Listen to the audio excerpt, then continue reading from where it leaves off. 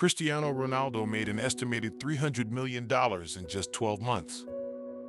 Think about that number for a second. $300 million. Not over an entire career, not over 10 years. In 1 year. It is the kind of money normally associated with massive companies, superstar contracts, and entire football operations. But here is the incredible part. Football is no longer the only reason Cristiano Ronaldo is making extraordinary amounts of money. Because behind the goals, trophies, and famous number 7 shirt, Ronaldo has quietly built something much bigger, a global business empire. Hotels, fashion, fitness, sponsorships, technology investments, and now even ownership in a professional football club.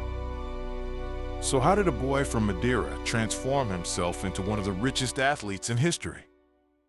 And what happens to the Cristiano Ronaldo empire when he finally stops playing football? To understand that, we first have to look at the number that shocked the sports world. According to Forbes, Cristiano Ronaldo earned an estimated $300 million over the 12 months used for its 2026 ranking of the world's highest-paid athletes. That made him the highest-paid athlete on the planet. But that enormous figure came from two very different machines. The first is football. Ronaldo's move to Saudi Arabia completely changed the financial scale of the final stage of his playing career. At Al Nassr, he became the face of one of the most ambitious football projects in the world. For the club and for Saudi football, Ronaldo represents much more than goals. He brings global attention, television audiences, sponsors, social media exposure, international headlines, and millions of fans who may never have watched the Saudi League before his arrival. That is why thinking of Ronaldo as simply a striker no longer explains his economic value. When a club signs Cristiano Ronaldo, it isn't only buying a football player, it is gaining access to one of the most recognizable personal brands on earth. And that brings us to the second machine behind his fortune, the Cristiano Ronaldo brand.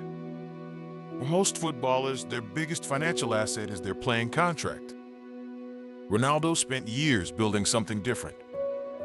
He turned 2 letters and 1 number, CR7, into a global commercial identity. Today, CR7 is no longer simply what supporters see on the back of Ronaldo's shirt. The brand has expanded across clothing, fragrances, watches, gyms, and other products. And one of the clearest examples of Ronaldo turning fame into a real business is the hotel industry. Ronaldo partnered with Portugal's Pestana Hotel Group to create Pestana CR7 lifestyle hotels. The project expanded into major destinations, including Madrid, Lisbon, and New York. Think about what happened here. Football made Ronaldo famous. Fame created an enormous audience.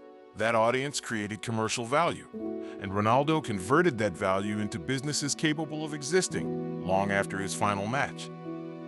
That is the difference between simply earning money and building an empire. But Ronaldo has another asset that almost no athlete in history has ever possessed at this scale: attention. His combined following across major social platforms is approaching 1 billion. Forbes describes it as the largest social media fan base of any individual in the world. That audience is enormously valuable. Imagine a company launching a new product. Normally, it has to spend millions on advertising just to reach consumers. Ronaldo can publish content and instantly reach an audience spread across almost every major football market on Earth: Europe, Asia, the Middle East, Africa, North America, and South America. This helps explain why global companies continue to want Cristiano Ronaldo associated with their products. Among his commercial relationships is one of the most famous sponsorship agreements in sport, Nike. Ronaldo has a lifetime apparel agreement with the company. And Forbes reports that he maintains more than 10 active long-term sponsorship relationships. But there's something even more interesting happening now. Ronaldo appears to be moving from being paid by businesses to owning pieces of businesses. And that could become the most important financial transition of his entire career. In 2024, Ronaldo became an investor in WHA2, the fitness and health technology company. He later participated in another funding round for the business. That round valued WHO at more than $10 billion. Then Ronaldo entered another industry that is attracting enormous amounts of money around the world: artificial intelligence. He invested in AI search company Perplexity. Think about how different this is from the traditional footballer business model. A sponsorship pays Ronaldo to promote someone else's company. An investment gives Ronaldo the opportunity to own part of a company and potentially benefit if its value increases. One creates income, the other can create long-term wealth. And then in 2026, Ronaldo made perhaps his most symbolic investment yet. He bought 25% of Spanish football club UD Almeria. For almost his entire life, football clubs paid Cristiano Ronaldo. Sporting CP paid him, Manchester United paid him, Real Madrid paid him, Juventus paid him, and Al Nassr paid him. Now Cristiano Ronaldo owns part of a football club himself. That is an extraordinary transformation from player, superstar, global brand, investor, and now football club owner. The investment was made through CR7 Sports Investments, a new unit connected to Ronaldo's business structure. Financial details of the purchase were not publicly disclosed, but the symbolism is huge. Ronaldo has spent more than 2 decades learning how elite football operates from inside some of the world's biggest clubs. He understands players, he understands pressure, he understands sponsors, he understands global audiences. And now he has started putting his own capital into football ownership. That raises a fascinating question. Could Cristiano Ronaldo eventually own an entire major football club? Nobody can know that yet. But buying 25% of Almeria shows that his ambitions after retirement may extend far beyond becoming a former player. And this is where Ronaldo's story becomes much more important than the famous $300 million figure. Because earning huge money while you're playing football is one thing. Keeping that wealth growing after you retire is another. Professional football careers are short. Even the greatest players eventually have to stop. The goals stop, the appearance bonuses stop, and eventually the playing contract disappears. For an athlete whose fortune depends completely on salary, that can create an enormous financial change. Ronaldo has spent years preparing for exactly that moment. His hotels do not need him to score goals. His investments do not need him to play 90 minutes. CR7 products can continue being sold. His commercial partnerships can continue. His social media audience does not disappear when he retires. And his ownership in businesses and football can potentially remain valuable for decades. This is why Cristiano Ronaldo's financial story is not simply about having an enormous salary. It is about converting temporary football income into assets with the potential to survive football. And according to Forbes, that strategy has already helped push Ronaldo into billionaire territory. That is a remarkable achievement when you remember where the story started. Ronaldo grew up on the Portuguese island of Madeira. He left home at a young age to pursue football. There was no global CR7 company, no luxury hotel partnership, no billion-dollar technology investments, and no stake in a professional football club. There was simply an extraordinarily ambitious young footballer. Then came Manchester United, Real Madrid, Juventus, a return to Manchester, and eventually Saudi Arabia. Every single stage increased his football legacy. But at the same time, another career was developing quietly in the background. Cristiano Ronaldo, the businessman. His goals attracted fans.